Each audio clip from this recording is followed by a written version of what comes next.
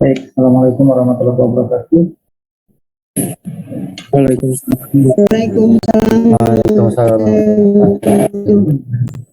Sehat semua ya? Alhamdulillah sehat Pak. Alhamdulillah Pak. Ya. Baik, pagi ini sudah 42, kayaknya udah semua ya. Baik. Alhamdulillah Rabbil Alamin, puji syukur pada Allah Subhanahu wa taala. Pagi ini Senin 13 September 2021 kita kembali berkesempatan untuk melaksanakan ibadah jika modern. Sebelum dimulai, mari kita sama-sama pada sejenak berdoa semoga dalam kegiatan ini diberi kemudahan dan kelancaran, dan semoga kegiatan hari ini juga dapat kita ambil hikmah dan manfaatnya. Berdoa dipersilakan.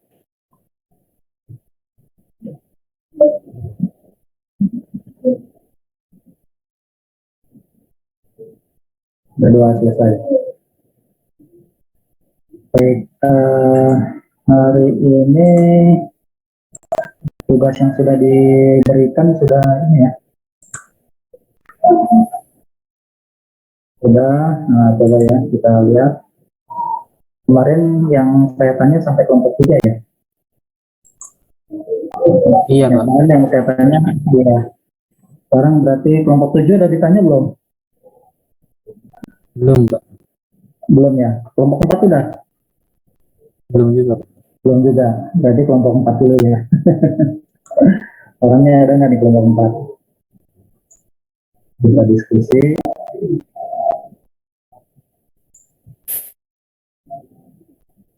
Baik, sebelum diskusi mungkin ada yang mau ditanyakan, silakan. Kita mulai diskusi.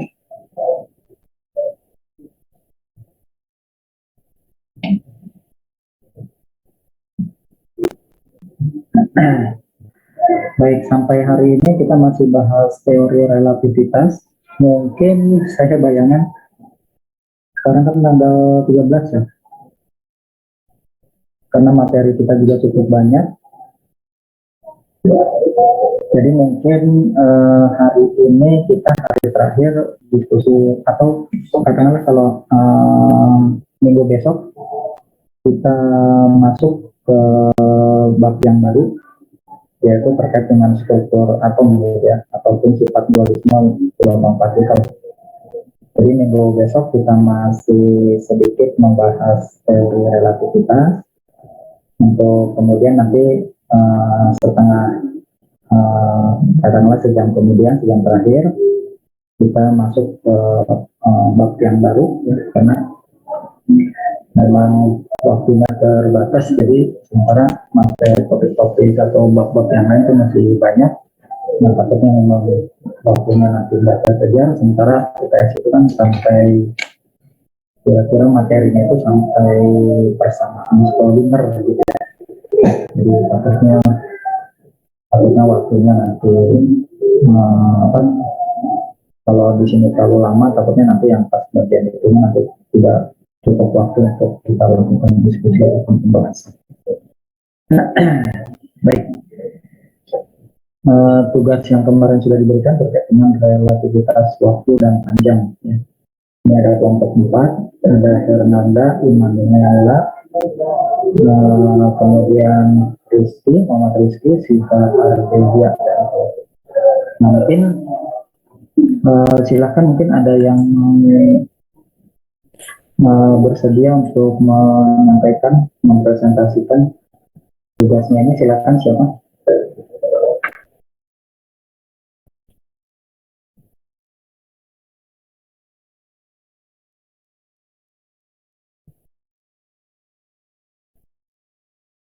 Kalau nggak ada yang tunjuk tangan ya saya langsung minta Hermanda. Ada nggak Hermanda? Mohon maaf Pak, Iya. kelompok kita udah bikin PPT Pak. Oh iya, boleh, baik. Silakan pakai PPT. Ntar saya share dulu. Ya, silakan. Izin share screen ya Pak. Iya, boleh.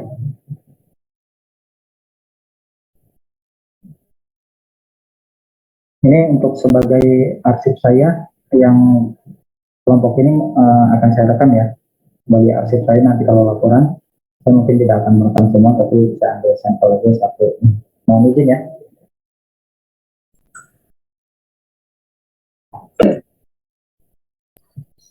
Recording in progress.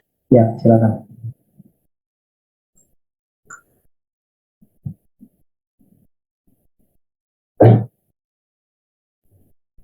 Assalamualaikum warahmatullahi wabarakatuh. Kami dari kelompok 4 akan mempresentasikan tentang relativitas waktu dan panjang. Saya Immanuel Sendiri Febriani sebagai moderator. Lalu ada rekan saya yang bernama Hernanda Koiriah Putri, ada Muhammad Rizky dan Siva Ardelia. Untuk slide berikut akan dijelaskan oleh Muhammad Rizky. Waktu dan tempat dipersilakan. Oke, baik. Yang di slide kedua ini ada penjelasan tentang paradoks kembar. Nah, dalam fisika modern dikenal efek relativistik pemain waktu yang disebut paradoks kembar. Arti paradoks dalam kamus besar bahasa Indonesia adalah yang seolah-olah bertentangan dengan pendapat umum atau benar, tetapi tidak kenyataannya dengan kebenaran. Paradoks merupakan efek relativistik yang waktu dari kelompok yang tentang waktu antara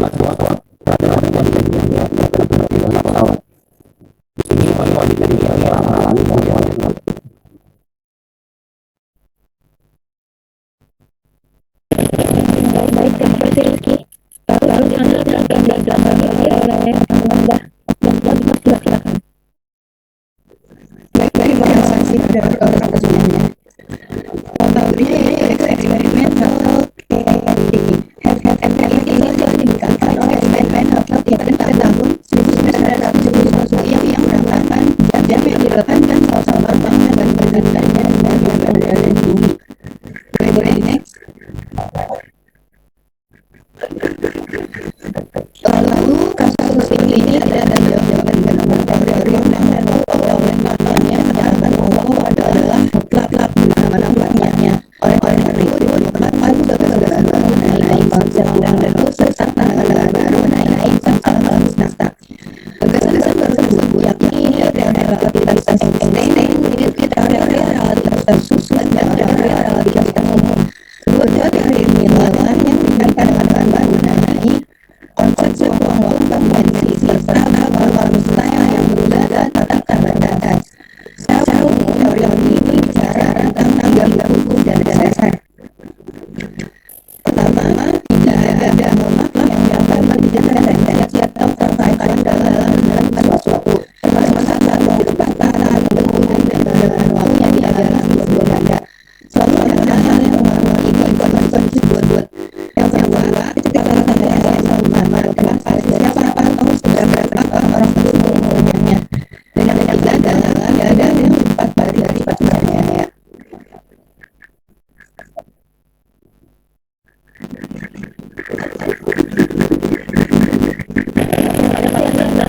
Lalu selanjutnya akan dijelaskan oleh Pak Bahlil. Silakan. Ya, terima kasih atas waktunya. Selanjutnya saya akan menjelaskan mengenai waktu itu dapat mengalami saja semua yang dilakukan perjalanan itu benar. Perjalanan adalah sebenarnya dari akar semula min istiadat dan kecewa dan saya merasa selalu peristiwa mengenai dan bahwa adalah bahwa peristiwa yang si merupakan kecepatan relatif dan si merupakan kegiatannya. Sebenarnya permasalahan ini adalah siapa yang sebenarnya bergerak bergantung dari hasil tersebut. Wanita ini selalu berada dalam kajian siapa seluruh waktunya sehingga adalah memulai yang sebenarnya dia harus berbagi suatu perkara jika dia melakukan kesalahannya sehingga pelaksanaan perjalanan hanya berlaku dalam keadaan berbagi. Oke, boleh ikhlasnya menjalankan. Nah, kemudian hanya kira-kira kata di sini adalah bersama lainnya yang panjang. Ketika mereka menempati kecepatan atau berjalan bersama lainnya mengalami konsentrasi atau dan kebaikan dan waktu yang mengalami yang pengurusan ini disebut konsentrasi lain. Kesalahan konsentrasi adalah L sama dengan dikarenakan sesuatu yang tidak ada di mana ada lambang mengalami fisik sedangkan L adalah lambang waktu yang berdasarkan pengalaman yang berbeda relatif.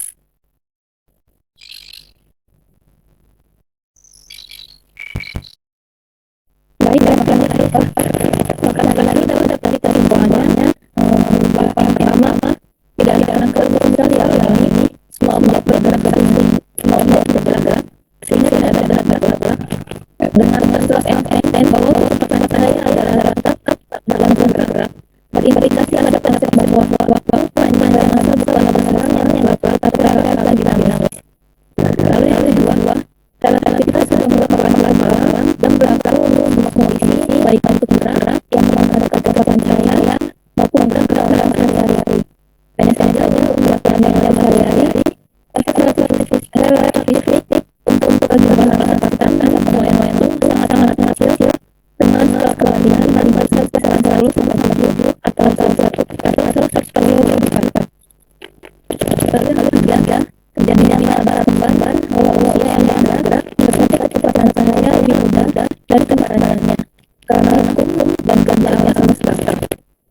Bahwa semua peristiwa tersebut berada dalam pentingnya atau koordinat yang berdimensi 4 waktu dengan 3 koordinat x, y, z untuk ruang dan koordinat keempat yakni yang berkaitan dengan waktu.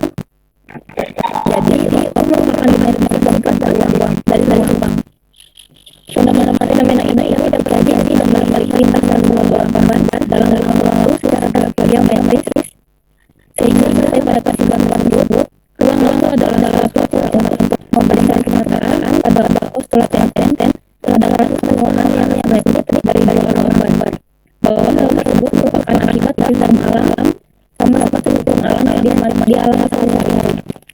Dan yang keempat, bahwa realitas tentang pemainan itu adalah fakta yang telah dibuktikan kebenarannya pertama kali oleh dua fisikawan dari MIT, Amerika Serikat, hampir 60 tahun setelah teori ini disampaikan oleh Albert Einstein. Terima kasih. Mohon maaf apabila ada kesalahan yang sama itu mohon maaf. Baik. Pertama, saya sampaikan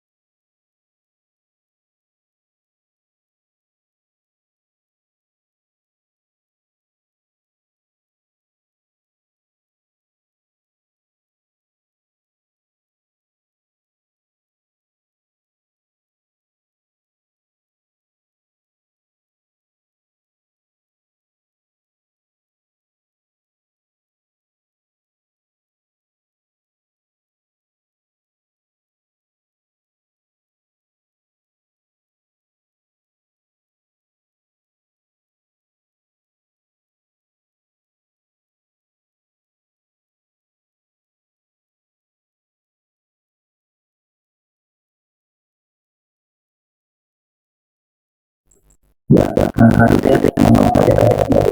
Baik, mungkin ada komentar dulu dari yang lain terkait dengan Mbak. Silakan.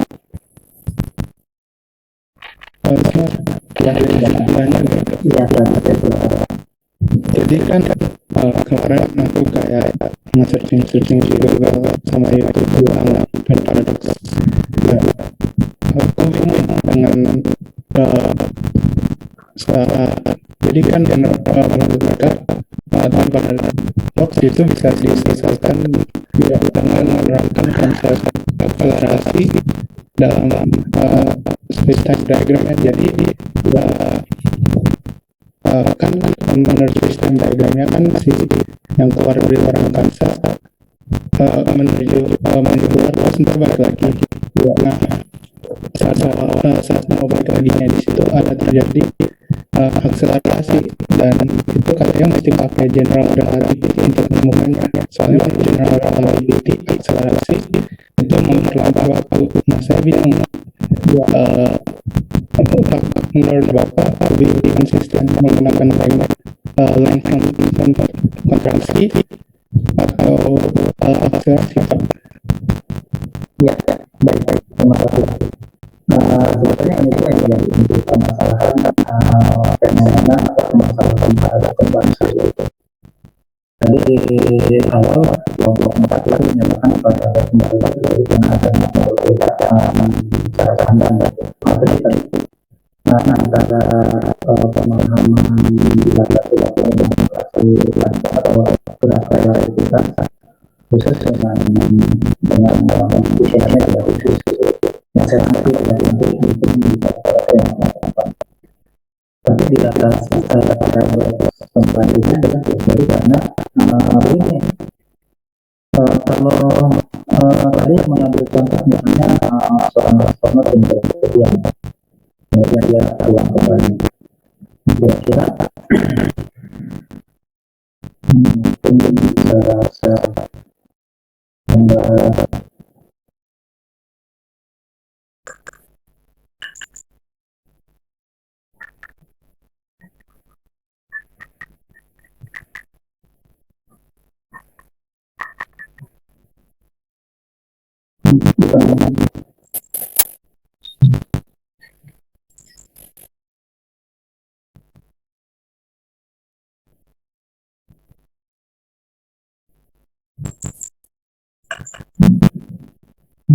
ya, jadi pertama kamu pembalas dengan seorang astronaut.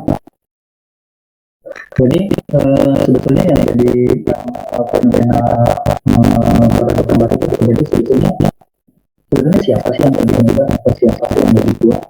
Tadi kita cerita kalau pakai rumusan dilatasi waktu dan diperhatikan kan, ya, itu berdasarkan dari acuan siapa? Acuan dari si kembar yang berada di bumi, itu misalnya si kembar ya dia daerah di bumi, kemudian perhitungan saudara kembar yang berdua di bulan dia gunakan rumusan dilatasi waktu dan dilatasi panjang. Jadi katakanlah kalau menurut pembahasan yang di bumi dia katakanlah kembarnya itu berangkat dengan dari ini menuju ke planet dengan kecepatan katanya sekian misalnya 0,5 sek gitu. Kemudian ya tentunya kan kalau di tingkat relatif kita menyadari bahwa sebetulnya kalau menurut si astronaut bahwa sebetulnya bukan dia yang lebih jauh meninggalkan bumi, tapi bumi yang bergerak menjadi dia. Benar. Nah, kalau ceritanya seperti itu berarti kan si orang yang di bumi ini mengukur bahwa dia lebih tua. Begitu nanti dia ketemu lagi sama saudara kembarnya, maka si kembar yang ada di bumi mengatakan dia lebih tua dikarenakan kembarannya yang datang melakukan perjalanan ke suatu planet gitu ya misalnya. Nah di saat yang bersamaan ya tentunya juga si astronaut mengatakan saya lebih tua dibandingkan dengan kembaran saya yang di bumi. Ya, betul nggak? Itu yang terjadi paradok kan. Kalau itu yang satu mengklaim lebih tua atau lebih muda, yang satu lagi mengklaim lebih muda dari kamu yang tua, kamu yang muda. Nah, itu kan itu terjadi paradok. Nah, kemudian dari teori ini dijelaskan bahwa perumusan dilatasi waktu dan kontraksi panjang ya atau relativitas itu hanya berlaku untuk kerangka yang inersial. Kembar yang berada di bumi itu sepenuhnya menggunakan kerangka inersial. Sementara kalau kembar yang pergi dengan menggunakan pesawat yang pergi ke suatu planet X, maka dia tidak menggunakan kerangka inersial yang sama. Karena katakanlah dia pada saat dia berangkat dia mengalami percepatan gitu ya. Kemudian pada saat dia kembali ke bumi dia juga kan harus terlambat sehingga mengalami percepatan. Jadi kerangka acuan yang dipakai oleh si astronot itu tidak konstan, tidak sama antara pergi dengan pulangnya. Ya, antara pergi dengan pulangnya. Jadi kalau berdasarkan dari teori relativitas, maka pendapat si orang yang ada di bumi lah yang itu, bahwa orang yang di bumi itulah yang lebih tua dibandingkan dengan orang yang melakukan perjalanan. Nah itu ya, jadi paradoks masalah paradoks kembar seperti itu. Nah tadi kan nanya kan ada percepatan gitu, karena ada percepatan seperti ini maka si kembar yang melakukan perjalanan itu dia sebenarnya tidak berada pada kerangka acuan yang sama, tidak berada pada kerangka acuan inersial yang sama, tapi dia berbeda. Baik itu misalnya selama perjalanan ataupun antara perjalanan pergi dan perjalanan kembalinya itu berbeda. Jadi itu ya. Kemudian nanti dari sini baru muncul istilahnya teori relativitas umum. Ya. Nah yang kenapa? Enggak, udah paham Pak. Oh iya, ada lagi yang mau ditanyakan? Nggak apa-apa ya, kita ini terbuka aja diskusi ya. Buat yang lain juga silakan ya, nanti baik yang dari kelompok yang dari presentasi maupun dari kelompok lain. Nah ini yang materi hari ini saya coba tuliskan ya ringkas saja. Mungkin kalau di beberapa Facebook itu isinya panjang juga ya. Saya ngambil dari buku ataupun buku ataupun buku. Yang pertama, Nah ini yang saya lakukan dulu. Ya, jadi ini. Nah jadi ini ada kalau yang dihitung-hitung di sini adalah berdasarkan artinya gini, paradoks kembar itu muncul karena masing-masing kembar itu mengklaim bahwa dia merasa paling muda, kembarannya yang lebih tua atau sebaliknya. Nah, kemudian tadi adanya kedua perbedaan pendapat tersebut, kemudian penjelasannya sebenarnya relatif cukup sederhana aja ya, bahwa teori relativitas khusus itu hanya berlaku untuk kerangka acuan inersial, di mana keadaannya dia relatif diam atau dia bergerak dengan kecepatan konstan. Sementara kalau orang yang bergerak berpergian, maka tentunya dia mengalami dia berada pada kerangka acuan yang tidak sama, kerangka acuan yang berbeda-beda gitu ya, berbeda-beda dalam keinersialnya, ataupun memang karena dia mengalami kecepatan atau perlambatan, maka itu juga kan menjadi kerangka acuan inersial yang memang di mana berlaku hukum teori relativitas. Jadi kalau ini nih dari sini untuk menyelesaikan paradoksnya itu adalah bahwa kita mengacu pada pengamatan yang dilakukan oleh kembar yang ada di bumi. Jadi berdasarkan kembar yang ada di bumi, dia menjadi lebih tua dibandingkan dengan saudara kembarnya yang melakukan perjalanan. Beberapa eksperimen sudah dilakukan, tadi juga di paparan ada eksperimen dilakukan dengan menggunakan dua jam yang sudah disinkronkan yang satu dibawa dengan menggunakan pesawat melakukan satu perjalanan, yang satunya lagi diam di tempat, kemudian begitu jam yang satu yang sudah mengalami perjalanan dengan pesawat yang sangat cepat gitu ya, kembali lagi maka terjadi perlambatan waktu yang ditunjukkan oleh jam yang memang melakukan perjalanan. Sedikit banyaknya itu eksperimen yang menunjukkan bukti bahwa memang paradok kembar, fenomena kembar itu dilihat dari kerangka acuan yang inersial, yaitu dalam hal ini tentunya adalah kembar atau jam yang diam di tempat. Ya sebetulnya itu sih kesimpulan, harusnya sih kesimpulannya mungkin seperti itu saja gitu ya. Jadi tidak perlu terlalu harus banyak, jadi fokus saja pada apa yang dibahas gitu. Ya silakan, mungkin ada pendapat dari kelompok lain, silakan terkait dengan paradoks kembar ini. Ya Pak, izin bertanya Pak. Iya silakan. Jadi gini Pak, saya kan pernah nonton film itu ya Pak, Interstellar. Oh iya betul. Nah jadi di film itu kan dijelasin bahwa 1 tahun di planet nama itu planet Miller sama dengan 7 tahun di planet Bumi. Iya. Nah, tapi dia mengalami dilatasi waktu itu bukan karena kecepatan Pak, tapi karena gravitasi. Jadi di film itu juga disebutin bahwa Karena apa gravitasi? iya Pak, jadi gravitasi di planet itu terlalu berat katanya. Jadi katanya juga disebutin yang bisa menembus ruang dan waktu adalah gravitasi. Nah, jadi kira-kira hubungan antara gravitasi dan dilatasi waktu itu kayak gimana ya Pak? Ya, itu sebetulnya mau dijadikan bahan diskusi buat pertemuan selanjutnya ya.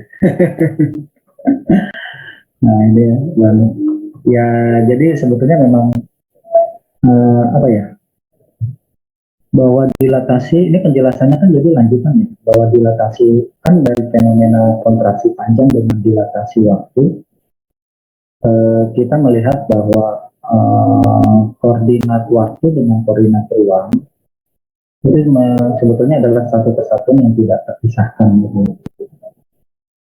Ya, koordinat waktu dengan koordinat ruang adalah satu kesatuan yang tidak terpisahkan. Kemudian kita kenal kemudian adalah semacam koordinat ruang waktu. Ya. Koordinat ruang waktu itu koordinat ruang dan waktu, tapi ya jadi satu kesatuan koordinat ruang waktu. Jadi penggunaan analisis yang digunakan di dalam teori relativitas itu memang akan selalu saling mempengaruhi satu sama lain. Perubahan relativitas waktu dengan relativitas ruang atau jarak atau panjang itu menjadi satu kesatuan. Nah kemudian ya ini mungkin ada saudara bisa lihat ya, ada yang grafik yang kita kenal grafik apa sih? Grafik apa ya istilahnya? Grafik Minkowski. Mana tulisannya? Grafik Minkowski ya tulisannya, nanti dicek lagi ya tulisannya Minkowski ya. Jadi untuk menggambarkan peristiwa yang dialami oleh kembaran tersebut, ya ini misalnya digambarkan bahwa koordinat ruang dan waktu misalnya kita gambarkan ya katakanlah secara klasik kita temukan gini, misalnya ini adalah besaran sumbu X itu sebagai jarak panjang dan seterusnya ya, sementara yang vertikal itu adalah waktu. Nah kemudian kita buat suatu grafik, ini garis kurva ini adalah kita berkas cahaya ya, berkas sinar yang dia nilainya C ya, dengan sudutnya itu 45 derajat. Kalau grafik yang kecepatannya lebih kecil daripada kecepatan cahaya, ya ini anggap kecepatan cahaya dia kurva yang kurvanya menunjuk sudut 45 derajat terhadap garis horizontal itu. Kalau kecepatannya lebih kecil daripada kecepatan cahaya, maka garis kurvanya seperti ini. Kalau kecepatannya lebih besar dari kecepatan cahaya, maka garis kurvanya bawah sini gitu ya. Nah, kemudian kalau dia garis lurus, ini menyatakan partikel yang relatif diam. Ini gambaran dari diagram ruang waktu Minkowski. Ya. Kemudian ini digambarkan tadi cerita yang kembar. Mungkin di beberapa buku rujukannya beda-beda ya untuk nama kembaran. Kalau di Sherway tentunya Goslow dengan Spido, gitu ya. Ini saya ambil dari buku Tipler ya kalau nggak salah ya. Tipler itu ada Amelia dengan Casper. Di Casper dia diam di sini ya, si Amelia di jalan-jalan. Kalau grafik ini adalah waktu karena si Casper itu adalah diam, maka yang distant itu adalah 0. Dia dalam cerita dia bergerak dengan dia mengukur waktu yang ya seperti ini ya. Jadi dia mengukur waktu sampai 20 tahun ya. Nah, sementara kalau si Amelia tadi dia melakukan perjalanan ya dengan jarak tertentu sini, kemudian dia kembali lagi pulang. Sehingga katakanlah lintasan garis dunia ya, dari istilahnya gitu ya, garis dunia untuk Casper ya garis lurus gini aja. Sementara kalau untuk Amelia dia membentuk seperti ini. Nah, keduanya nanti akan bertemu pada titik yang sama lagi. Kalau dia ngulang ke sini, dia nanti akan bertemu lagi di sini. Jadi kalau digambarkan dalam diagram ruang waktu, maka sebenarnya perjalanan waktu antara kedua kembar tersebut berbeda gitu ya. Perjalanan waktu antara kedua kembar tersebut berbeda. Tapi keduanya nanti akan bertemu pada satu titik yang sama di sini juga. Ya, ini perjalanan hidup si Casper di sini gitu ya. Sementara perjalanan hidup Amelia dalam waktu 20 tahun ya, dia garis perjalanannya ke sini. Nah, nanti ini juga melibatkan juga nanti efek Doppler gitu ya, dan seterusnya. Jadi biasanya kalau selama perjalanan pergi ke suatu planet yang jaraknya ini katakanlah 5 tahun cahaya, kalau di Sol sebetulnya dia 6 tahun cahaya, jadi dia ini garisnya lurus di sini sekitar 6 tahun cahaya ya. Maka selama 6 tahun cahaya si Casper dia mengirim sinyal kepada Amelia bahwa dia sudah berulang tahun yang ke 1, 2, 3, 4. Dia udah ulang tahun yang keempat. Nah, begitu si Amelia pulang, si Casper terus setiap tahun dia mengirimkan informasi bahwa dia berulang tahun. Jadi pada saat berangkat si Amelia mendapatkan sinyal ucapan selamat ulang tahun atau informasi mengenai ulang tahun dari si Casper itu setiap tahun ya, dia 4 kali. Sementara begitu dia pulang ya, karena ada efek Doppler dan sebagainya, dia jadi 1, 2, 3, 4 sampai 16 ya. Ya, dia dapat ucapan selamat ulang tahun sebanyak 16. Kalau gambaran ini adalah gambaran dari si Amelia yang mengirimkan informasi. Amelia yang menggambarkan informasi kepada si Casper yang ada di sini. Jadi pada saat perjalanan Casper menerima informasi ulang tahun dari Amelia 1, 2, 3, 4, 5, 5 ya, ternyata ada di sini. Ya, sementara sebentar saat 1, 2, 3, 4, 5, 6, 7, 8. Ada 8 kali dia dapat 30 ulang tahun, dan pada saat yang pulangnya ini ada berapa nih? 1, 2, 3, 4, 5, 6, 7, 8 juga ya pada saat ini. Jadi 16 gitu ya. Jadi artinya kalau si Amelia merasa dia baru ulang tahun yang ke-16, bukan merasa ya, kalau merasa kan pasti kalau merasa itu kan nanti balik lagi apakah ini khayalan atau kenyataan gitu. Jadi Amelia dia baru berulang tahun, katakanlah nih awalnya umurnya 0 gitu ya. Dia baru 16 tahun, tapi si Amelia ngukur dia baru 16 tahun, begitu dia ketemu dia saya ulang tahun yang ke-16. Tapi kalau si Casper dia minta, kamu tuh udah ulang tahun yang ke-20. Ya tentunya nanti nilai perbedaan itu bergantung nanti kecepatan yang digunakan, kalau tidak salah di soal Amelia. Casper yang dia bergerak dengan kecepatan cahaya maupun air. Nah sebetulnya dari sini kan kemudian katakanlah muncul bahwa sebetulnya kalau dari sini ada suatu lintasan yang tidak sama gitu ya. Ada lintasan yang berbeda yang kemudian teorinya menunjukkan adalah adanya kelengkungan ruang dan waktu gitu ya. Dari nah ini nanti kita bahas nanti aja ya terkait dengan perjalanan garis perjalanan waktu gitu.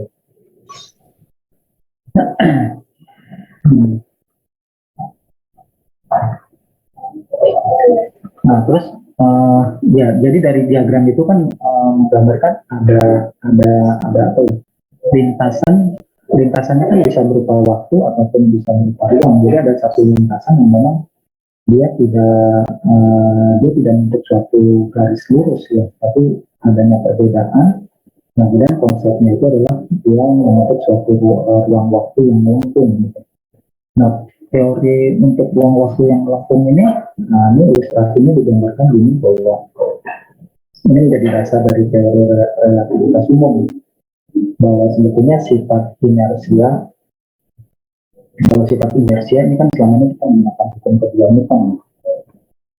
Ya, sifat inersia dinyatakan dalam pertama ini. Kemudian kita juga mengenal sifat gravitasi.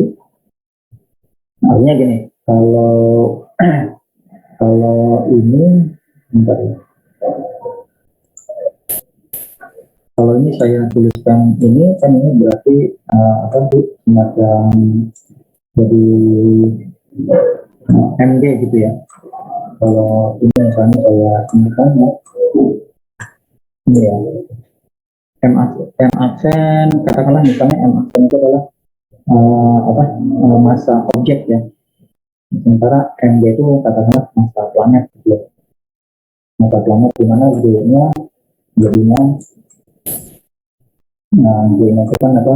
Ketetapan gravitasi dikalikan ini mungkin tidak pakai MG-nya pakai M besar aja gitu ya.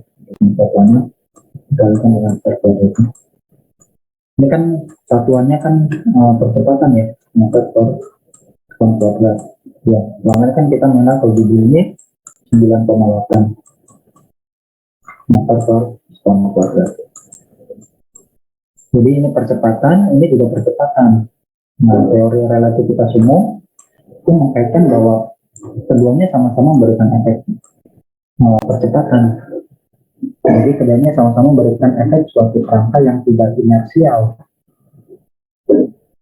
Ya, kerangka yang tidak inersial. Nah, teori relativitas umum mengatakan bahwa semua hukum fisika berlaku untuk semua kerangka acuan yang tidak inersial. Nah, bahkan berlaku juga baik untuk semua kerangka acuan yang inersial maupun kerangka acuan yang bukan inersial. Nah, itu masuk dalam postulat teori relativitas umum. Ya. Nah, kemudian ilustrasi bagaimana kita tidak bisa membedakan apakah percepatan itu diakibatkan oleh sifat inersial A ataukah diakibatkan oleh percepatan gravitasi G. Nah, ini diilustrasikan seperti ini. Diilustrasikan dengan gambar seperti ini. Ya, orang berdiri, ya tentunya dia akan mengalami sifat inersial. Ya. Nah, ya. Kemudian kalau katakanlah ya, mula-mula dia mengalami gaya gravitasi yang seragam ya, sebesar G, arahnya ke bawah. Ya. Kemudian kalau misalnya dia bergerak ke atas dengan gaya F, ya, yang menghasilkan percepatan gravitasi ke atas gitu ya. Nah, kemudian kalau misalnya kalau dia mengalami suatu percepatan, maka lintasan cahaya pada saat adalah orang melakukan eksperimen, dia akan melengkung mengikuti dari arah gravitasinya ya. Ya, arah gravitasinya ya. Coba kalau gambaran yang ini kira-kira pembuktiannya gimana?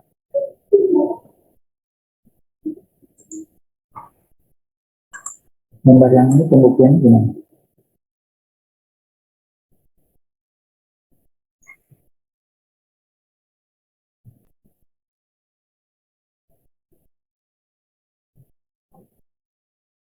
Pembuktiannya sudah ada kan ya?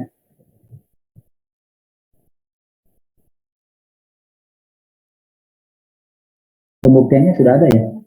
Betul? Orang melakukan satu penembakan katakanlah sinar laser, ya, melakukan penembakan suatu sinar laser, kemudian diukur, katakanlah misalnya nih, dia berada pada ketinggian sinar lasernya itu pada ketinggian tertentu gitu ya, ya, katakanlah dia berada pada ketinggian tertentu, yang misalnya H, maka kemudian ujung lasernya ini kemudian diukur pada jarak tertentu. Nanti pada jarak tertentu dia ternyata tidak lagi ketinggiannya ini, tapi dia sebelumnya melambung gitu, jarak yang lebih rendah gitu. Ya, teori ini kan bisa dibuktikan secara eksperimen gitu, bahwa lintasan cahaya itu sebenarnya melambung, dan secara teori bahwa lengkungan itu terjadi akibat adanya dipengaruhi oleh kecepatan gravitasi. Dan kalau misalnya dengan demikian, bahwa sebetulnya lintasan dari suatu cahaya itu akan sebetulnya akan dipengaruhi oleh gaya yang diberikan padanya, sedemikian sehingga dia mengalami suatu percepatan. Seandainya dia diberi gaya sedemikian sehingga percepatannya A sama dengan B gitu ya, katakanlah seperti itu, atau misalnya A min B gitu, karena A ini ke atas dan A nanti gaya ke bawahnya katakanlah MB ya.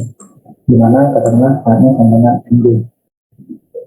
Nah, maka dalam kondisi ini nanti kita tidak bisa membedakan dia itu kan mengalami percepatan karena A atau karena B. Jadi ada teori ekivalensi sehingga dibuatlah rumusan atau teori relativitas umum. Tidak ada satu percobaan pun yang bisa membedakan apakah yang mempunyai gaya yang inersial ataukah gaya gravitasi yang menyebabkan apakah dia dalam kerangka inersial ataupun bukan, karena dia mengalami percepatan, dan percepatannya itu apakah dia memang percepatan A ataupun B, maka itu tidak bisa dibedakan kembali. Nah, jadi teori ini melengkung. Nah, kemudian dari hasil kajian pengamatan astronomi dan selanjutnya itu bisa dibuktikan bahwa lintasan cahaya itu akan melengkung jika dia melewati suatu planet dengan nilai atau suatu daerah dengan nilai gravitasi besar. Jadi kalau misalnya pengamatan pada astronomi, pengamatan suatu benda langit di astronomi, ya, kalau ini terhalang oleh suatu planet, ya, ini katakanlah bumi gitu ya, katakanlah bumi ini adalah planet X, maka cahaya yang melewati planet ini dia akan mengalami lengkungan, dan dia bisa diamati oleh pengamat yang ada di sini. Pengamat yang di sini sebelumnya dia akan mengamati lintasan yang melengkung tadi. Jadi seakan-akan dia melihat lurus langsung, padahal sebetulnya yang dia lihat itu adalah bahwa planet ini sebetulnya ada di belakang, atau benda langit ini sebetulnya ada di belakang dari planet X. Nah, dengan adanya lengkungan-lengkungan ini kan berarti sebetulnya terjadi, ya ini kan konsekuensi juga dari konsekuensi dari adanya ketidaksamaan dalam atau adanya relativitas ruang dan waktu gitu ya, yang kemudian digambarkan ke dalam suatu kurva ruang dan waktu, diagram ruang waktu ya, yang kemudian dari itu memunculkan adanya teori terjadinya kelengkungan ruang dan waktu.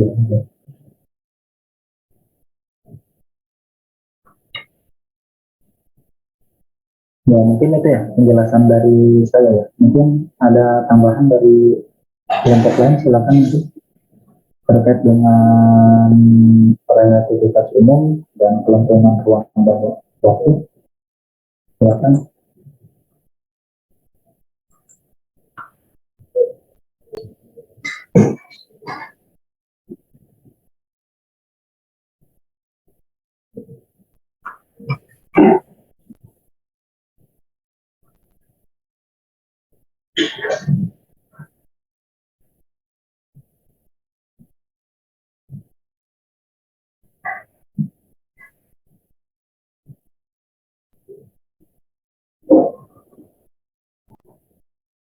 Nah ini dua postulat Einstein terkait dengan teori relativitas umum. Yang pertama, semua hukum fisika, semua hukum alam, nah itu bentuknya sama untuk semua kerangka acuan. Apakah dia ada kerangka acuan yang inersial ataupun tidak. Kemudian pada sudut pandang bahwa medan gravitasi itu sama dengan medan ataupun medan percepatan. Jadi kerangka acuan yang di dalamnya ada medan gravitasi itu sebetulnya ekivalen dengan kerangka yang di dalamnya dia mengalami suatu percepatan. Ya.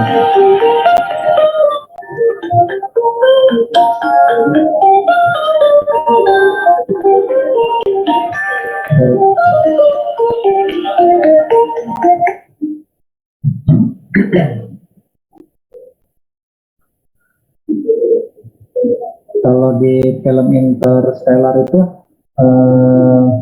kalau terjadinya perbedaan waktu itu kan sebelumnya udah dijawab ya, udah dijawab dari teori relativitas ruang dan waktu ya. Jadi memang pasti akan ada waktu pengukuran yang berbeda ya, antara ukuran waktu yang berbeda antara pengamat yang ya berdasarkan dari teori relativitas khusus khususnya pada penguluran waktu dan kontraksi panjang. Nah kemudian tadi yang kedua apa yang disampaikan tadi? Tadi siapa? Rizky ya? Rizky tadi apa? Yang kedua itu di film Interstellar. Ya Pak? Tadi yang kamu sampaikan di film Interstellar itu gimana tadi? Ya, di film itu jadi di planet namanya tuh planet Miller tuh kalau 1 jam di sana tuh sama dengan 7 tahun di bumi Pak. Ya, kalau ungkapan itu kan sebenarnya dari teori relativitas sudah dijawab ya. Tadi kita bicara paradok kembar. Paradok kembar kan berarti artinya bahwa skala waktu, pengukuran waktu bagi bagi kembar tadi itu kan berbeda gitu ya. Adanya relativitas tadi ya, bahwa pengukuran waktu untuk dua pengamat yang berada pada dua kerangka acuan yang inersial itu akan mengamati waktu yang berbeda gitu. Akan mengalami perjalanan selama waktu yang berbeda, akan mengamati lintasan ruang yang berbeda juga gitu ya. Kalau itu kan sudah dijawab ya dari sebelum di teori itu. Nah terus yang kedua tadi apa? Yang tadi kamu sebut-sebut setelah cerita ada perjalanan waktu selama 7 tahun, terus apa lagi? Katakan juga di situ sebutin yang bisa menembus ruang dan waktu. Yang bisa menembus ruang dan waktu adalah gravitasi Pak. Yang bisa menembus ruang dan waktu itu adalah gravitasi. Iya Pak. Kalau itu maksudnya gimana ya Pak? Yang menembus ruang dan waktu itu adalah gravitasi. Maksudnya yang mampu menembus ruang dan waktu itu adalah gravitasi.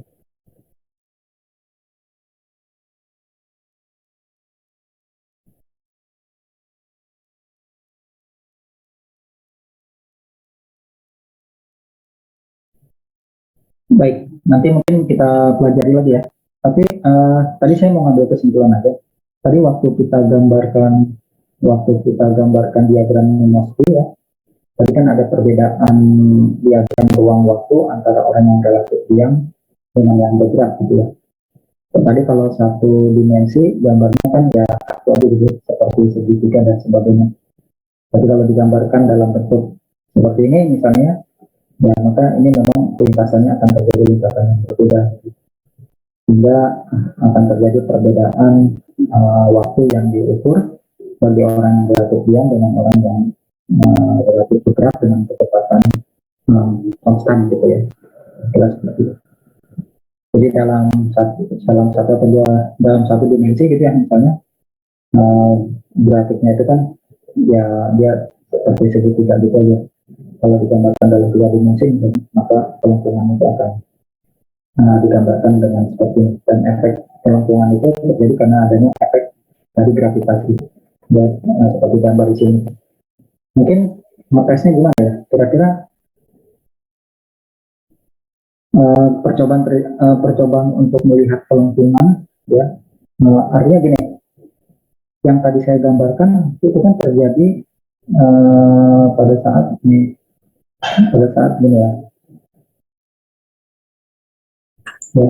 Ini bumi gitu ya, ini orang di sini ya. Dia diam ya, dia relatif diam terhadap bumi. Dia sorotkan laser gitu ya, dia sorotkan sinar laser, kemudian pada jarak kalau di textbook nanti jaraknya berapa kilometer gitu ya. Makanya terjadi dia penurunan sinarnya gitu ya. Sinar yang tadinya begini ya, kemudian nanti pada jarak tertentu dia akan melengkung. Kelengkungannya itu bahkan sampai sekitar kira-kira 1 meter gitu ya. Sekitar 1 meter. Misalnya tinggi di sini katakanlah H ya, maka tinggi di sini begitu diukur ya, terus sekitar H dikurangi 1 meter. Ya, jadi ada terjadi penurunan dari lintasan sinar. Nah ini kita relatif diam. Nah sekarang kondisinya kalau misalnya kita berada di ruang hampa, ya, di ruang hampa dia mengalami katakanlah misalnya gerak ke atas dengan kecepatan A, maka fenomenanya secara teori ini adalah pasti sama dengan kondisi seperti ini, ya, bahwa cahaya juga dia akan melengkung gitu. Kondisinya tentunya sama ya, sehingga sebetulnya kita tidak bisa lagi membedakan kelengkungan ini apakah akibat percepatan gravitasi ataukah memang akibat percepatan dari api yang arahnya ke atas. Jadi dari postulat Einstein mengatakan bahwa semua hukum alam itu berlaku pada semua kerangka acuan. Kalau teori relativitas khusus itu kan kita bicara A-nya 0 ya. Kita bicara pada saat A-nya 0 itu. Nah ini bicara yang lebih luas lagi ya, dengan eksperimen dan dengan teori tentunya perlu mula-mula yang kemudian dibutuhkan secara eksperimen gitu ya, terkait dengan kelengkungan lintasan tersebut. Sebetulnya kita tidak bisa lagi nanti membedakan apakah kerangka itu dipercepat oleh medan inersia ataukah oleh medan gravitasi. Juga di situ muncullah teori relativitas umum mengatakan bahwa semua hukum fisika itu berlaku sama untuk semua kerangka acuan baik yang inersia maupun yang tidak gitu.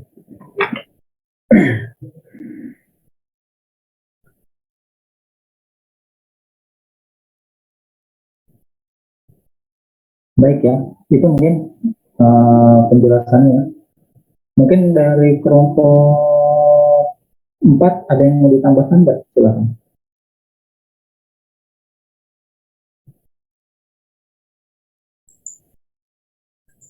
Terkait dengan pembahasan ini. Rizky tadi kelompok berapa? Ya, kelompok 4, Pak. Oh, kelompok 4. Oh, iya. Baik. Mungkin ada yang menanggapi kelompok 5.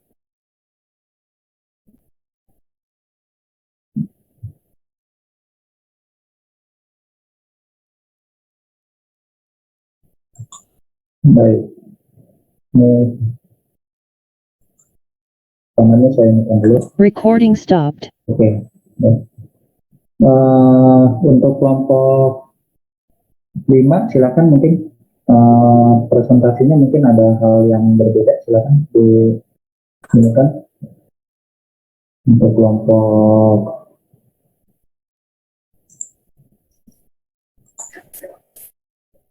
Ya baik, sebentar Pak. Iya. Oh iya, sorry. Ini mau nge-share ya, silakan. Iya Pak, mau share PPT-nya. Iya, silakan. Nomor 5.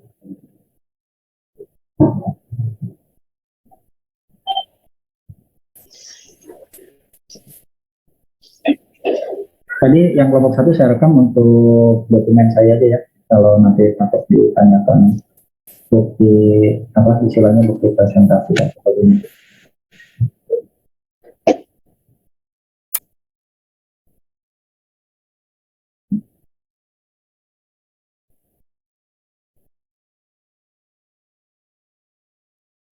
Untuk teori relativitas sebetulnya menarik ya. Yang mesti kita belum bicara lubang hitam, kita belum bicara lubang cacing gitu ya. Kita mungkin belum bicara banyak macam gitu ya. Untuk bicara-bicara yang gitu nanti ya silakan aja nanti ya dibaca di literatur yang ada. Kemudian nanti menarik juga kalau misalnya katakanlah saudara sharing juga di sini apa yang sudah menjadi apa itu informasi yang saudara peroleh dari hasil bacaan-bacaan. Bacanya bisa ya sebetulnya nggak harus melulu dari bacaan buku teks gitu ya, tapi juga dari sumber-sumber yang seperti film itu juga boleh juga menarik untuk bisa kita diskusikan. Dan di perjalanan interstellar juga kan itu masuk yang disebut sebagai lubang cacing, lubang. Maaf Pak, izin share screen. Iya silakan. Udah dari tadi udah saya ya silakan.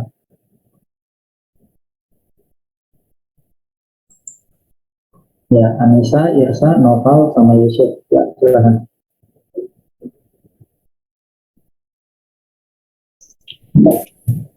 Oke. Apakah suara saya terdengar? Terdengar. Oke. Ya. Assalamualaikum warahmatullahi wabarakatuh. Selamat siang Pak Esmar dan juga selamat siang teman-teman semua.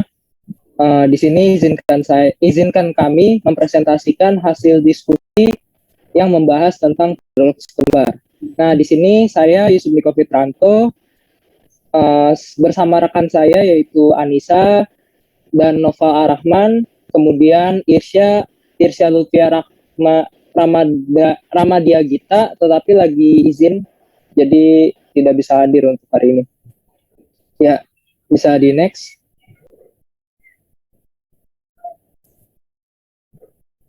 Oke. Nah, jadi di sini ada beberapa materi ya. Yang pertama itu ada relativitas khusus, yang kedua ada relativitas umum, dan yang terakhir yaitu paradoks kembar. Next.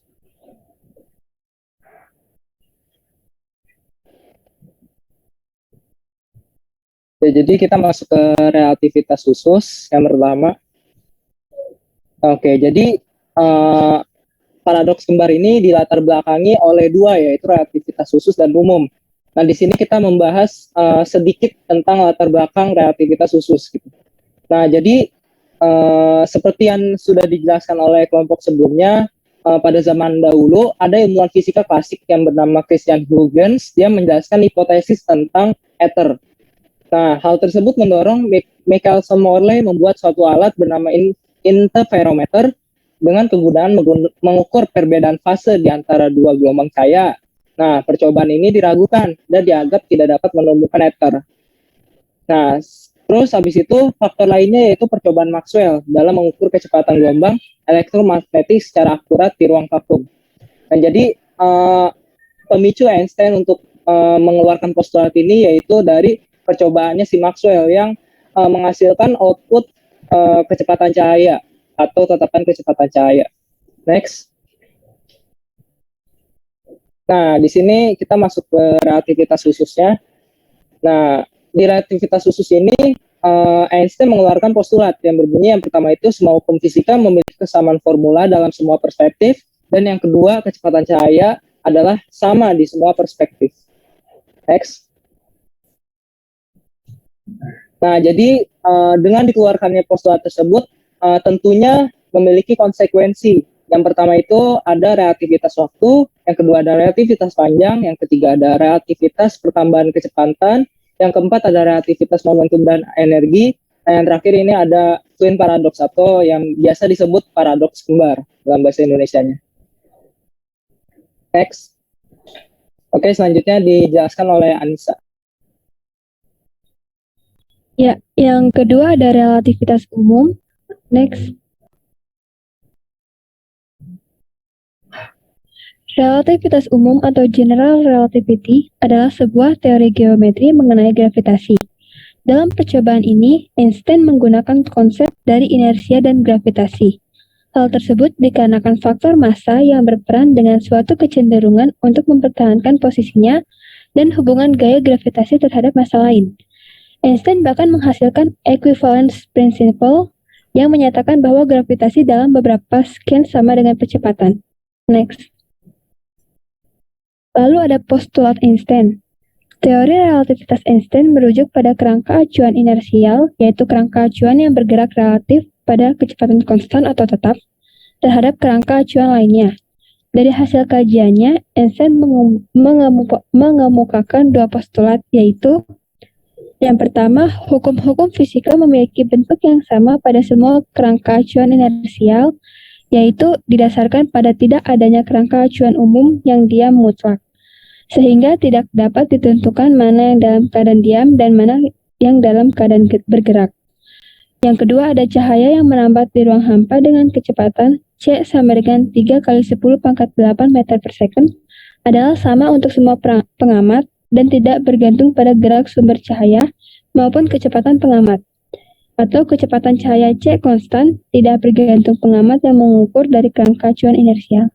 Next. Selanjutnya ada paradoks kembar yang akan dibacakan oleh Noval. Ya, terima kasih. Ya, saya akan melanjutkan dari Anissa. Paradoks kembar. Paradoks kembar dalam bahasa Inggris disebut dengan twin paradox adalah eksperimen bayangan dalam relativitas khusus di mana seorang dari dua orang saudara kembar yang melakukan perjalanan dengan roket kecepatan tinggi dan kemudian kembali lagi ke bumi akan menemukan bahwa saudara kembarnya yang tetap di bumi lebih tua dari dirinya sendiri. Hal ini dianggap aneh menurut dasar berikut. Masing-masing dari saudara kembar, baik yang naik roket maupun yang tinggal di bumi, bisa menganggap bahwa saudaranya lah yang melakukan perjalanan. Dan menurut teori relativitas khusus, masing-masing akan melihat bahwa saudaranya akan melakukan perjalanan akan mengalami waktu yang lebih pendek daripada dirinya sendiri. Kesimpulannya, secara singkat dapat dijelaskan bahwa fenomena paradoks kembar dapat terjadi karena adanya konsekuensi dari teori relativitas waktu yang disebut dengan dilatasi waktu. Teori dilatasi waktu adalah sebuah fenomena perbedaan waktu yang dialami dua pengamat atau lebih yang berada dalam kondisi yang berbeda. Fenomena itu muncul karena sifat waktu yang tidak mutlak, melainkan tergantung kondisi pengamat. Faktor yang melatar belakanginya terjadi dilatasi waktu ada dua, yaitu satu, kecepatan yang sangat tinggi mendekati kecepatan cahaya, dan dua, berada di daerah yang memiliki gravitasi yang tinggi. Sekian dari kelompok kami, kurang lebihnya mohon maaf. Wabillahi taufiq wal hidayah. Wassalamualaikum warahmatullahi wabarakatuh.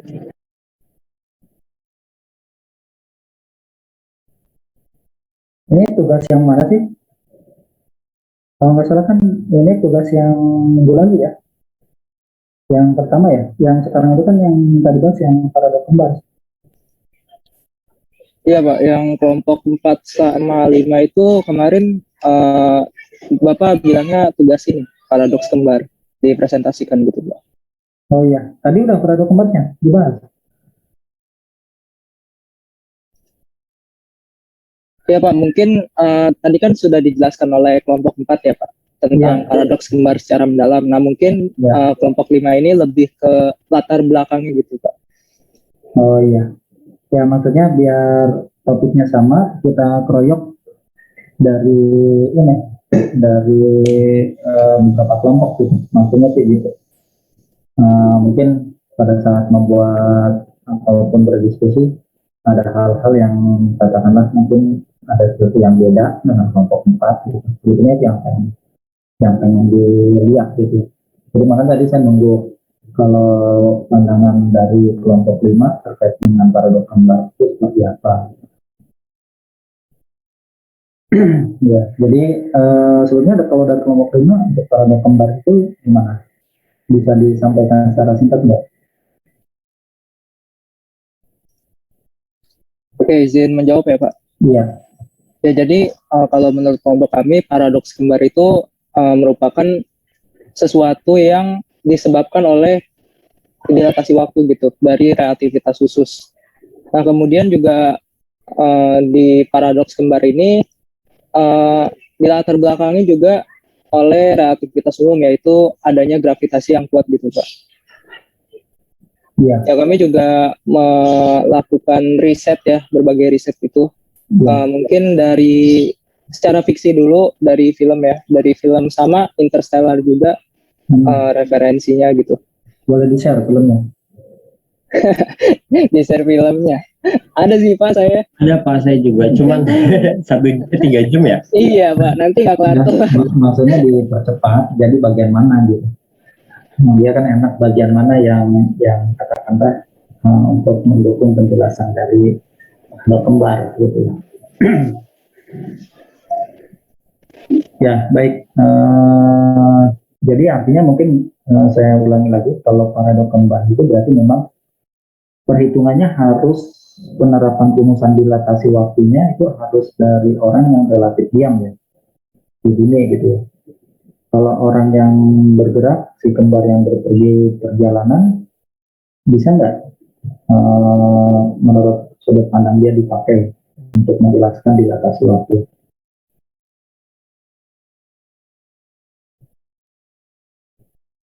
Ya kan, dilatasi waktu misalnya delta T sama dengan apa?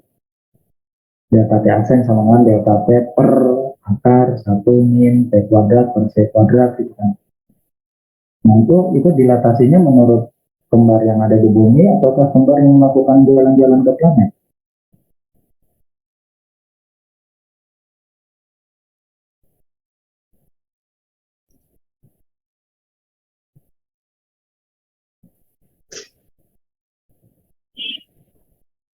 Pertanyaan lanjutan misalnya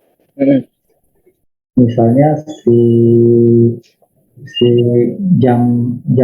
jamnya disinkronkan misalnya si kembar jamnya disinkronkan tepat pada saat si kembar yang satunya lagi dia sedang bergerak. Ya mungkin ilustrasinya kalau boleh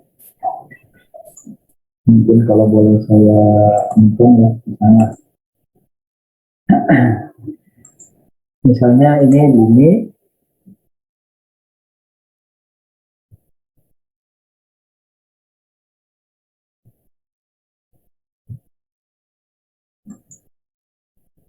ya ini bumi, si kembar yang satu ya katakanlah dia ada di sini gitu ya, yang satunya kembarnya dia udah ada di pesawat jet gitu ya.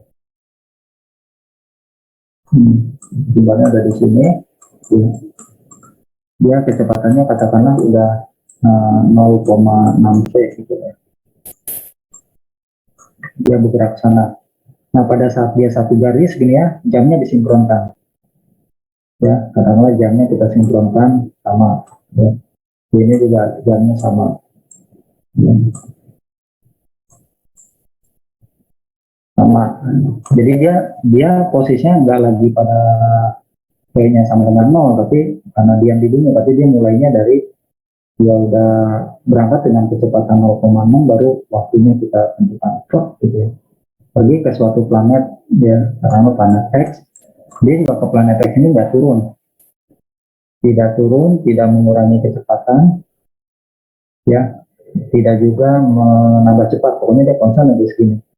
Terus kemudian dia balik lagi ke sini, tepat di sini. Nah kira-kira usia si kembar A dengan B apakah mengalami dilatasi waktu atau tidak? Apakah mengamati perbedaan waktu yang sama ataukah berbeda? Pokoknya P-nya konstan, tidak pernah dia mengalami perlambatan ataupun percepatan.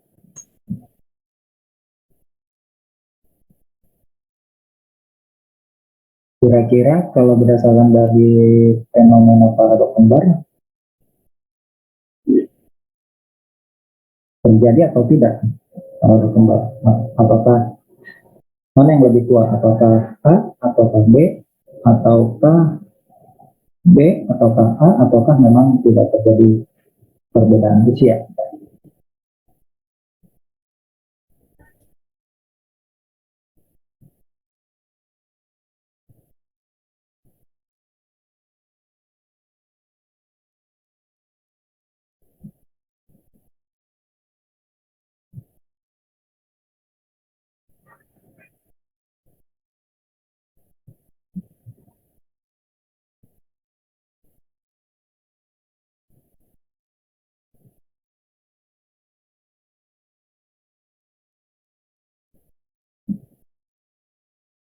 Nah, kalau ini berarti nanti jadi bahan renungan gue ya. Jadi bahan renungan ya. Nanti minggu depan kita diskusikan lagi ya. Gimana? Izin menjawab Pak. Oh iya, silakan. Siapa nih? Yang Pak Noval, menurut saya Iya. yang B akan lebih tua karena kan seperti yang udah tadi kita jelasin berdasarkan gravitasi kalau gravitasinya karena gravitasi B lebih rendah jadi dia mengalami penuaan yang lebih lama dibanding Lebih lambat. Jadi kalau kondisi gravitasinya ceritanya, lebih tinggi di bumi. iya. Jadi dengan kondisi seperti ini tetap yang B lebih muda ya. Iya menurut saya. Iya, yang B tetap lebih muda ya dibandingkan dengan yang walaupun cerita kondisinya seperti ini. Tadi kan waktu kelompok pertama kita cerita kenapa kita menerapkan teori pemuluran waktunya menggunakan apa yang menurut perhitungan dari orang yang di bumi.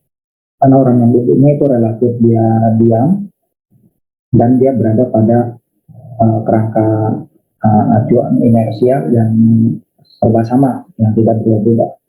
Sementara kalau yang astronot ini kembaran yang B, kalau dia mulainya dari bumi, dia mengalami percepatan, kemudian nyampe di planet ini, ya dia ikut ini, dia juga melambatkan juga karena harus supaya bisa sampai orbit sini atau mendarat di sini.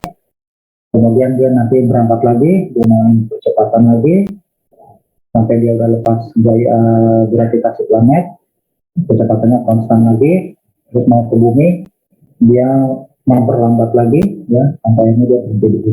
Jadi ada beberapa kerangka yang berbeda bagi si astronot. Gitu. Karena itu kalau misalnya si astronot bilang dia lebih tua dibandingkan dengan peperangan di bumi, ya tentu faktanya tidak demikian nantinya ya. Itu fakta yang terjadi adalah bahwa yang sebenarnya yang kembarnya di A lah yang akan menjadi lebih tua dibandingkan dengan kembarannya yang melakukan perjalanan. Nah, tadi kita coba menghilangkan permasalahan dia perlambatan ataupun kecepatan. Yang katakanlah dia sudah bergerak lebih dahulu, gitu ya. Kemudian ya misalnya kita bisa melihat ini satu titik sebagai start, gitu ya. Start finishnya di sini misalnya. Start finishnya di sini, nah baru jamnya mulai dinyalakan clock gitu, sinkron, tanpa dia merubah kecepatan dan sebagainya. Terus dia balik lagi. Nah tahu ceritanya kalau mengelilingi suatu planet atau mendekati planet itu nggak mungkin karena kalau ada suatu planet maka ruang dan waktu itu melengkung kan, pasti dia akan mengalami perlambatan atau percepatan. Katakanlah dia nggak usah mengunjungi siapa-siapa, dia pergi aja ke suatu ruang yang tidak ada planet atau bintang, tapi dia muter balik lagi. Nah, kira-kira itu kondisinya gimana? Kalau dia misalnya pergi aja gitu, pergi tanpa perlu mengunjungi suatu planet, ya, tanpa mengunjungi planet apapun, sehingga tidak ada pengaruh kelengkungan ruang dan waktu. Nah, kira-kira apakah paradoks kembar terjadi atau tidak? Nah, ini juga nanti jadi silakan didiskusikan. Tadi Novel berpendapat tetap saja Pak yang si B ini dia akan lebih mudah karena dia mengalami gaya gravitasi yang kecil. Ya, anggaplah misalnya ini juga bukan di bumi, di suatu tempat di ruang angkasa, tapi dia diem aja gitu ya. Misalnya dia diem aja, terus ini dia muter sini. Nah, kira itu terjadi nggak? Logikanya terjadi nggak? Ini orang, pokoknya kita nggak usah sebutin dia di bumi di mana, pokoknya dia nggak ada gaya gravitasi apapun. Ya, ini si kembar A, si kembar B, dia bergerak tanpa mengunjungi planet apapun, pokoknya dia bergerak aja lagi dengan kecepatan 0,5 c, 0,6 c. Nah, kira-kira kalau dia udah datang sini, terjadi perbedaan usia nggak? Untuk menghilangkan gaya gravitasi gitu. Ya, secara logikanya gitu.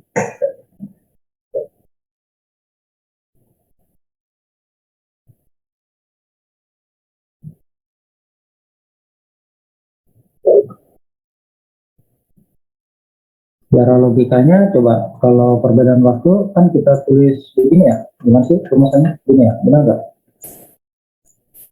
Gini kan ya?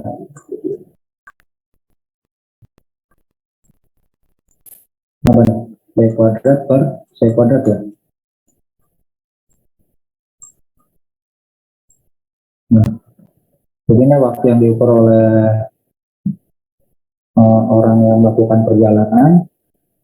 Oh, mohon maaf. Ini orang waktu yang orang perjalanan, ini orang yang di bumi gitu ya. Maka karena delta T absen itu lebih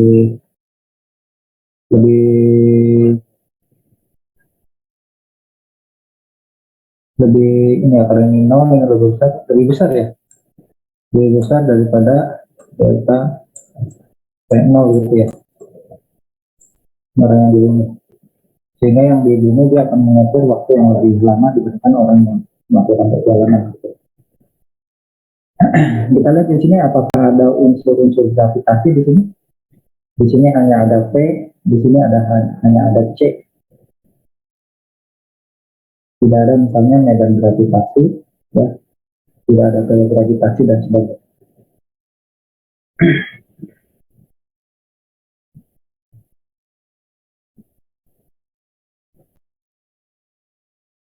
Mungkin penjelasannya coba kita lihat yang ini. Ini saya ada dari buku yang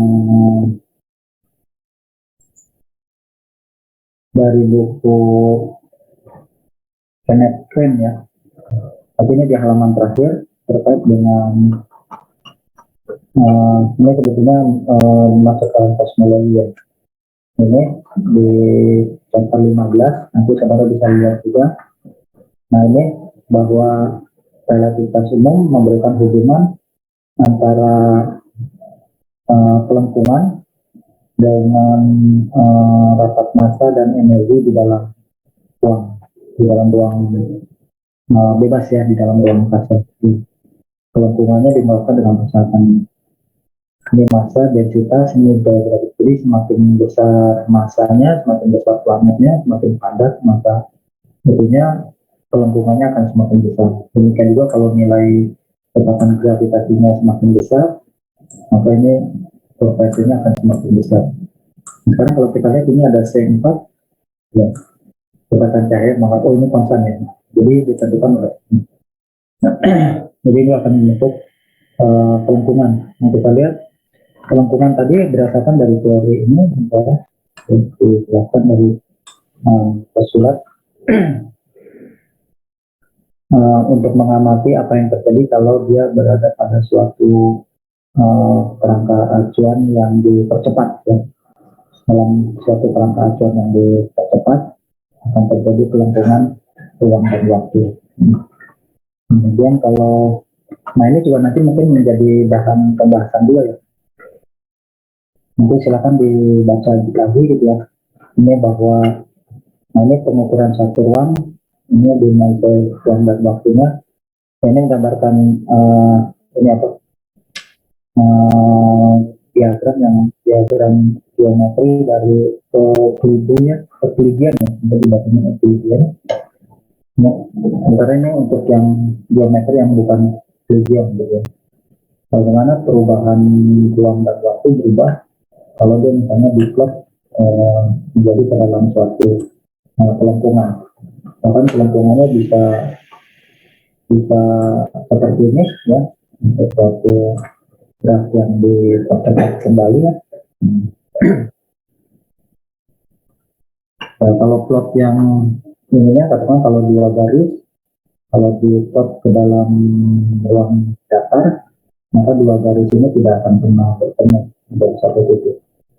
Tapi kalau diplot ke dalam suatu ruang yang melengkung, maka dua titik ini bisa bertemu di satu titik gitu ya, bisa bertemu di satu titik. Nah, mungkin juga kita bisa lihat lagi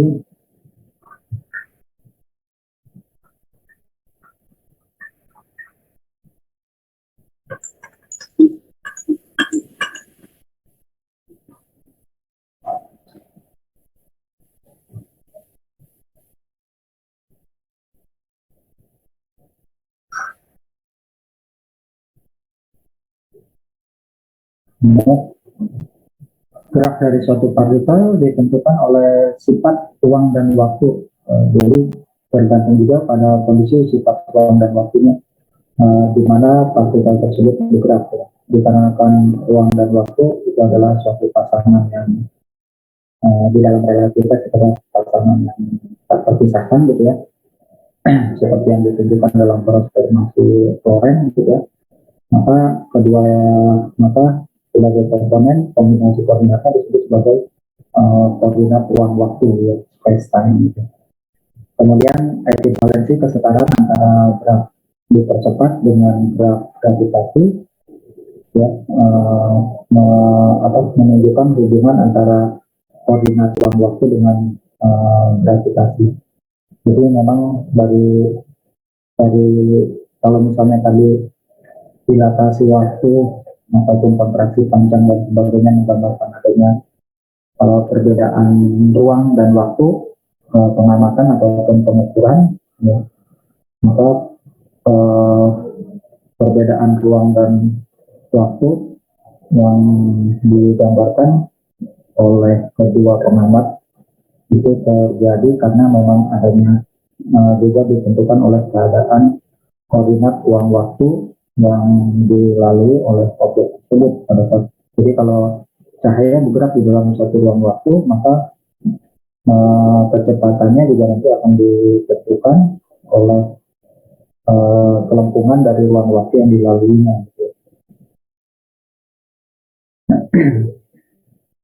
Nah, kemudian nah, jadi di sini ada ungkapan bahwa secara geometri itu akan memberikan mengajari partikel bagaimana cara bergerak ya. Sementara partikel akan mengajari geometri bagaimana dia harus melengkung gitu. Ini ungkapan-ungkapan antara kaitan antara geometri dengan partikelnya gitu. Geometri tadi kaitannya dengan kurva ruang waktu ya. Kurva ruang waktu yang digambarkan dalam satu diagram geometri gitu.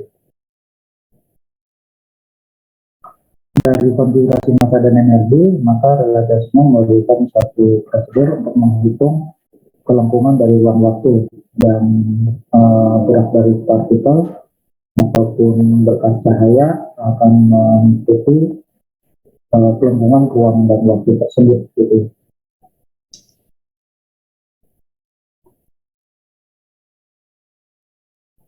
Nah, ini penjelasannya di sini, nanti silakan dibaca deh ya. Nanti kita bisa diskusikan lebih lanjut di minggu depan gitu.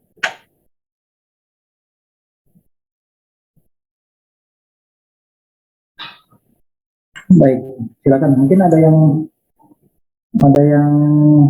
dapat disampaikan khususnya dari kelompok 5, silakan.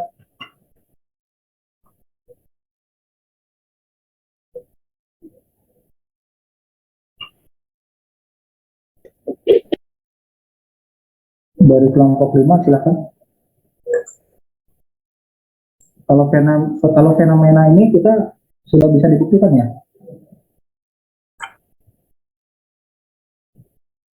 Kalau yang ini kita lihat dari satu tayangan ya. astronot yang ada di luar angkasa, dia akan melayang-layang di dalam pesawatnya begitu dia ada di luar angkasa. Nah, kalau kayak kondisi ini, misalnya kita naik liftnya putus, ini kondisinya seperti ini, ada buktinya.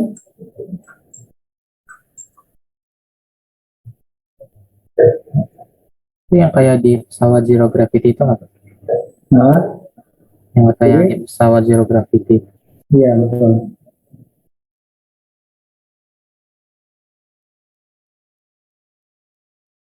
Ya, berarti ini benar ya.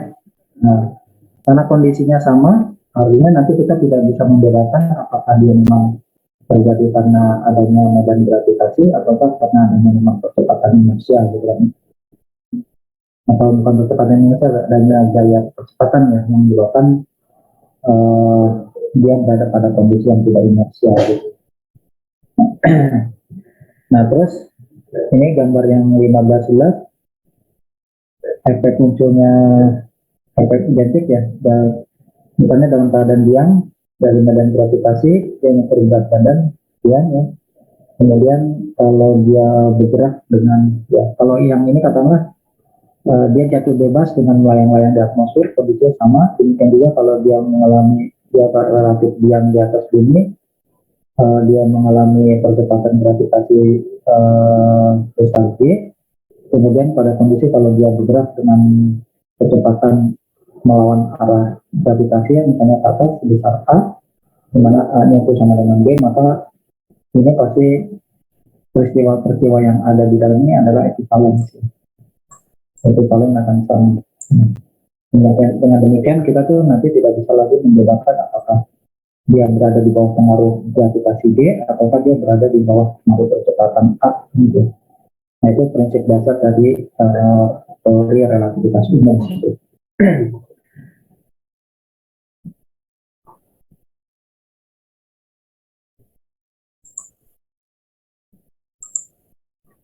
Nah, kemudian ya ini dari sini kemudian nanti muncul lagi terkait dengan pembelokan cahaya yang nanti juga berimbas pada pembentukan ruang waktu, kelengkungan dari suatu ruang dan waktu. Baik, itu saja mungkin ya yang bisa disampaikan hari ini. Tadi kelompok sudah menyampaikan sedikit. Di hari ini saya berikan tugas juga untuk nanti mungkin kelompok 7 dengan 8. Ada berapa kelompok ini? Saya lupa. Di kelas ini ada berapa kelompok? Ada 10 ya. Berarti nanti 7, 8 mungkin minggu besok mulai presentasi ya.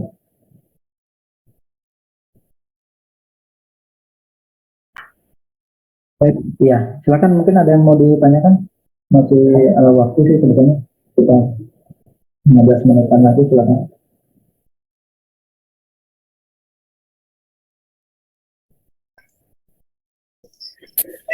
Izin bertanya Pak. Ya, silakan. Bisa. Ya, saya kan pernah baca gitu Pak. Iya. Ada astronot atau kosmonaut ya yang dari Uni Soviet dan juga dari Amerika, dia kan menapakkan kakinya di bulan gitu. Ya. Nah itu apakah dia kemungkinan mengalami paradoks kembar atau gimana ya Pak? Soalnya saya juga belum nemu sih untuk pembuktiannya, apakah umurnya lebih tua dan sebagainya gitu Pak. Ya mungkin nanya itu Pak. Iya. Astronot yang pergi keluar gitu ya. Ya, Iya. Ya baik. Kalau dari teori relativitas khusus ya sebetulnya astronot yang sering berpergian itu dia tentunya akan memiliki usia yang lebih muda dibandingkan jika dia misalnya tidak berpergian gitu. Ya, tidak berpergian. Hanya selama ini kan astronot bergerak dengan kecepatan ya katakanlah mungkin masih jauh dari C ya, mungkin 0,5 C aja mungkin nggak sampai ke 0,5 C gitu. Kemarin 2 minggu lalu saya ilustrasi kalau kita pesawat komersial aja itu kan kecepatan itunya 800 km per jam. 800 km per jam itu kira-kira berapa meter per detik? Coba dihitung, 800 km per jam, jadi 800.000 meter per dibagi berapa? 3.600 ya, dibagi 3.600 berapa hasilnya kira-kira? Saya pengen tahu dia kira-kira berapa C sih kalau 360, kalau 800 km per jam.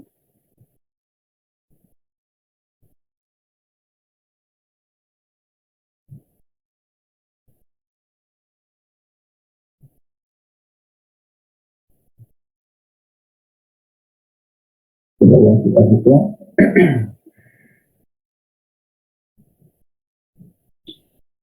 800 dibagi berapa? 2.600.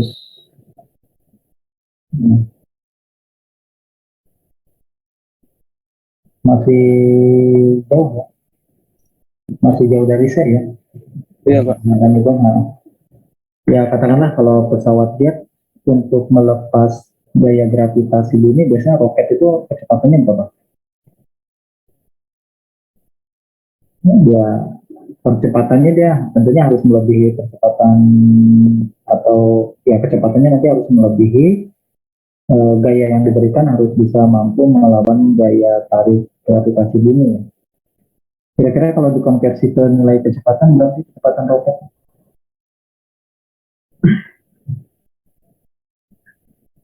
Kecepatan roket ya coba bisa lihat ya kebetulan gimana SpaceX maupun pesawat yang lain lepas landas dari landasannya untuk menuju ke ruang angkasa. Jadi yang pertama itu nilai kecepatannya juga kan saat ini masih jauh dari kecepatan cahaya. Kemudian yang kedua tentunya juga selama ini pesawat ruang angkasa juga kan masih berada pada orbit bumi. Jadi katakanlah terjadi perbedaan gaya gravitasi yang ada di permukaan dengan yang ada di orbit bumi. Tapi tetap sekecil apapun perbedaan itu terjadi ya. Nah maka tentunya juga akan ada bawa teori relativitas khusus kaitannya dengan paradoks kembar, itu juga tentunya akan berlaku bagi astronot-astronot yang memang melakukan perjalanan ke atas orbit bumi gitu ya. Yang sederhananya tadi beberapa percobaan sudah dilakukan oleh para ilmuwan terkait dengan adanya perbedaan waktu yang ditunjukkan oleh dua jam identik, di mana yang satu dia dibawa untuk melakukan perjalanan dengan kecepatan pesawat tertentu gitu ya. Kemudian disandingkan kembali, dan ditunjukkan bahwa detak waktu, detak jam yang melakukan perjalanan itu melambat. Gitu ya. Jadi kalau ditanya apakah astronot yang melakukan tugas di ruang angkasa dia mengalami lebih mudah, ya jelas gitu. Tapi mungkin mudahnya itu tidak sampai katakanlah tadi perbedaan misalnya sampai 6 tahun, ya 4 tahun, 5 tahun dan sebagainya. Katakanlah menit. Ya, jadi tergantung ya tentunya tergantung dari waktu perjalanan. Atau gini, kalau misalnya kita bisa berpergian ke ruang angkasa dengan kecepatan seperti kendaraan mobil aja, 100 km per jam atau 80 km per jam. Kira-kira paradoks kembar terjadi nggak? Nggak usah sampai kecepatan C ya. Kira-kira paradoks kembar terjadi nggak? Kemungkinan terjadi Pak, tapi kecil, sangat Nah kecil. iya, ya. Jadi sebenarnya efeknya ada, tapi pasti kecil ya. Delta T, jadi kalau ya delta T sama dengan delta T 0. Karena akar 1 min P kuadrat per C kuadratnya, karena P-nya sangat kecil, maka P kuadrat per C kuadrat mendekati 0. Jadi akar 1 ya sama dengan 1, jadi sebetulnya tidak terjadi perbedaan waktu yang signifikan. Tapi hasil eksperimen menunjukkan tetap ada perbedaan katakanlah dalam hitungan detik ataupun menit dari penunjuk waktu yang identik, di mana yang satu diam, yang satu di bawah berpergian dengan pesawat. Nah, untuk membuktikannya ya menunggu perkembangan teknologi kita untuk bisa melakukan perjalanan secepat itu. Yang kedua juga permasalahan yang belum dibahas adalah ya tadi kontraksi panjang kan. Kalau pesawat kita bergerak dengan kecepatan 0,6 c, nah itu kan terjadi pengkerutan ya. Pengkerutan itu kira-kira akan menghancurkan pesawat kita atau enggak gitu. Itu juga kan masih menjadi tantangan gitu. Saat ini masih sebatas teori, tapi suatu saat mungkin bisa dibuktikan gitu. Bisa dibuktikan bahwa ya kontraksi panjang juga akan terjadi. Tapi lagi-lagi gitu, mungkin nanti terjadi paradok panjang gitu ya, atau paradok terbang.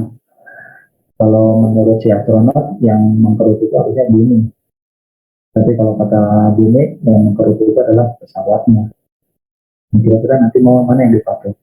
Kalau mengacu pada paradok kembar, yang dipakai kan tentunya hasil dari pengamatan yang dilakukan oleh pengamat yang ada di bumi yang relatif diam gitu, sehingga terjadi penguluran waktu.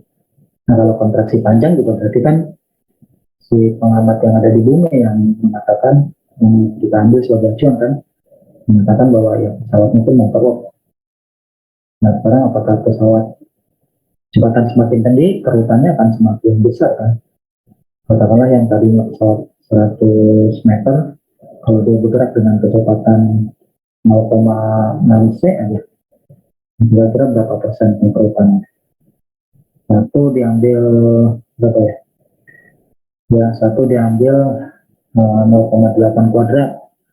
Nah, nanti dihitung aja kira-kira berapa persen.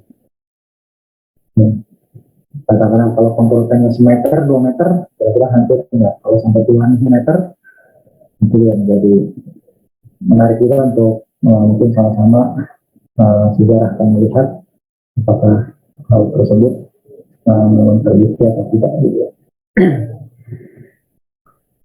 Baik, itu saja mungkin kuliah kita hari ini ya. Nanti akan kita lanjut lagi minggu depan. Terima kasih atas perhatiannya.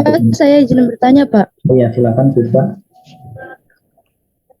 Mohon maaf, Pak. Untuk kelompok 6 itu presentasi apa enggak, Pak? Oh iya, ya boleh, baik. Tadi saya 45. Oh iya, tadi saya nyebut 78. Ya, berarti 6 ada yang mau dipresentasikan sekarang atau buat minggu depan aja? Baik, kalau gitu kita presentasi.